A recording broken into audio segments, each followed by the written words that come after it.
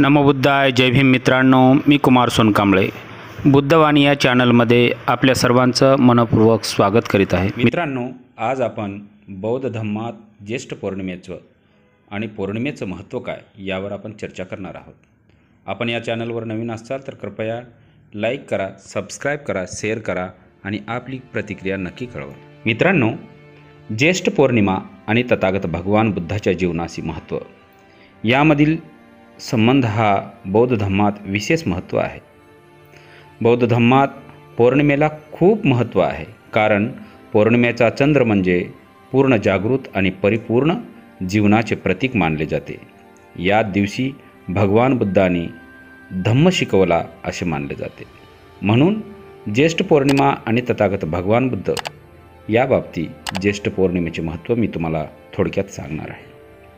बौद्ध धम्मात ज्येष्ठ पौर्णिमा विशेष महत्त्व आहे, कारण या दिवशी तथागत भगवान बुद्धांनी वैशाली नगरीत आपला 45वा वर्षावास केला होता आणि त्यांनी महापरिनिर्वाणाची घोषणासुद्धा याच ठिकाणी केलेली होती.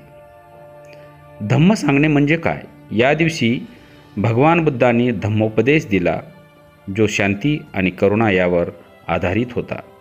स्मरण ज्येष्ठ पौर्णिमा म्हणजे तथागत भगवान बुद्धाच्या शिकवणीचे स्मरण करण्याचा दिवस आहे आणि तोच उत्सव बौद्ध धम्मीयाच्यासाठी ज्येष्ठ पौर्णिमा एक मोठा उत्सव आहे, जिथे ते विविध धार्मिक विधी आणि कार्यक्रमाद्वारे बुद्धांना आदराने स्मरण करतात. आज ज्येष्ठ पौर्णिमा. ज्येष्ठ पौर्णिमेचं आणखी एक विशेष महत्त्व आहे, ते म्हणजे सिद्धार्थ गौतमाचा विवाह वयाच्या 16व्या वर्षी दंडपाणी नावाच्या शक्य राजाची मुलगी यशोधरा हिच्याशी विवाह झाला.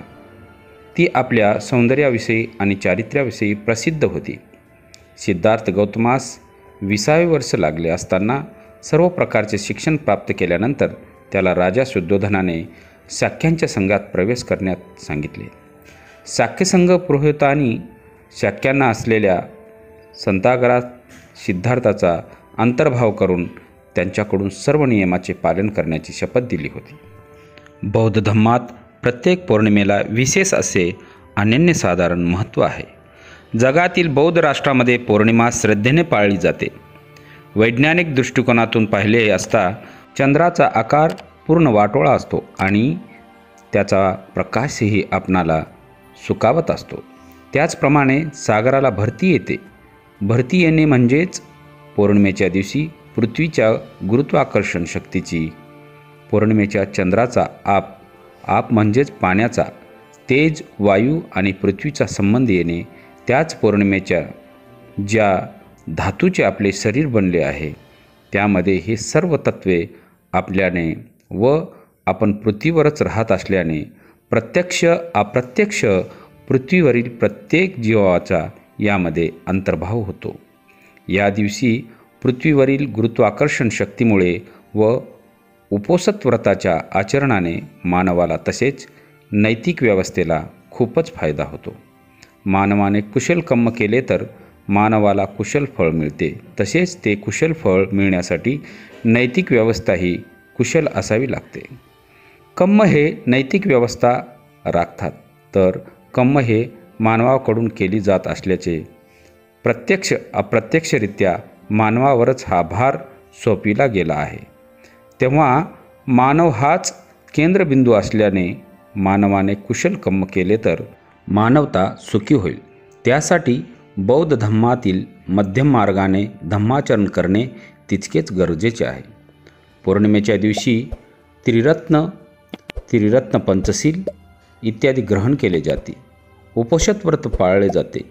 या दिवशी बुद्धविहारात जाऊन तथागतांना अगरबत्ती, मेणबत्ती लावून पुष्प अर्पण करून पंचांग प्रणाम केला जातो. बौद्ध धम्मातील पवित्र ग्रंथाचे वाचन केले जाते.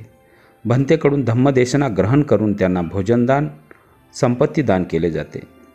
शक्य झाल्यास चिवरदान करावे, ते पवित्र मानले जाते. तथागत गौतम बुद्धाच्या शिकवणीमधील धम्मजीवनात सिद्धार्थ गौतमाच्या जन्मापासून महापरिनिर्वाणाच्या अंतिम क्षणापर्यंत पौर्णिमेचा दिवस म्हणजे अर्थात खूपच महत्त्वाचा आहे. कारणीभूत असल्याने धम्मजीवनात बौद्ध उपासक उपासिकांना पौर्णिमेचे महत्त्व अपरंपार आणि अपूर्व असेच आहे. पौर्णिमेच्या म्हणजेच प्रत्येक महिन्याच्या माथ्यावर असणारा शुक्र पक्षीय 15वा दिवस होय. या दिवशी चंद्रमा पूर्ण गोलाकार व प्रकाशमान असतो. पौर्णिमेचा चंद्र म्हणजे प्रसन्न, जागृत, परिपूर्ण जीवनाचे एक प्रतीक म्हणून मानले गेले आहे. सत्कार्य पार पाडण्यासाठी बौद्ध जीवन प्रणालीमध्ये पौर्णिमा हा दिवस पवित्र दिन म्हणून मानला गेला आहे. पूर्ण चंद्राचा आकाश स्पष्ट व शीतल असतोच, परंतु शांत व आल्हाददायी असतो. चंद्र प्रकाशाने शरीराला दाह होत नाही, उलट तो सुखकारक व मन उल्हासित करण्याचाच असतो. पौर्णिमेला जे पवित्र व मोठेपण प्राप्त झाले आहे त्यामागे अनेक महत्त्वपूर्ण प्रसंगाचा इतिहास आहे. तो म्हणजे भगवान बुद्धाचे संपूर्ण जीवनचरित्र होय. पौर्णिमेचे महत्त्व नैसर्गिकनिमित्त वातावरणामुळे सिद्ध होते. हवा गतिमान होते. सूर्य व चंद्र यांच्या प्रकाशाचा आणि उष्णतेचा लाभ अविरत 36 तास पृथ्वीवरील जीवसृष्टीला मिळतो. त्यामुळे जीवसृष्टीतील एक प्रकारचे उबदार, उत्तेजित वातावरण मानवी जीवनाला, प्राणीमात्राला पोषक असते. पृथ्वी, आप, तेज व वायू या निसर्गाच्या घटकाचा लाभ प्राणीमात्राला उपकारक असल्यानेच ज्ञानवंत तथागत जगद्गुरू भगवान बुद्ध हे डॉक्टर बाबासाहेब आंबेडकरांच्या उदत्त शिकवणीमुळेच आपणास लाभले आहेत. तथागतांचा जन्म, गृहत्याग, तपश्चर्य, ज्ञानप्राप्ती, धम्मप्रचार, प्रसार आणि शेवटी महापरिनिर्वाण पौर्णिमेस घडल्यामुळेच प्रत्येक पौर्णिमा अत्यंत पवित्र मानले जाते. आणि म्हणून वर्षातील 12 पौर्णिमा हे बौद्ध धम्मामध्ये विशिष्ट मानल्या जातात. आणि पौर्णिमा म्हणजे बौद्ध धम्मामध्ये एक विशेष महत्त्व आहे. मित्रांनो, विषय आवडल्यास आपण लाईक करा, सबस्क्राईब करा, आपल्या प्रतिक्रिया नक्की कळवा. नमो बुद्धाय. जय भीम.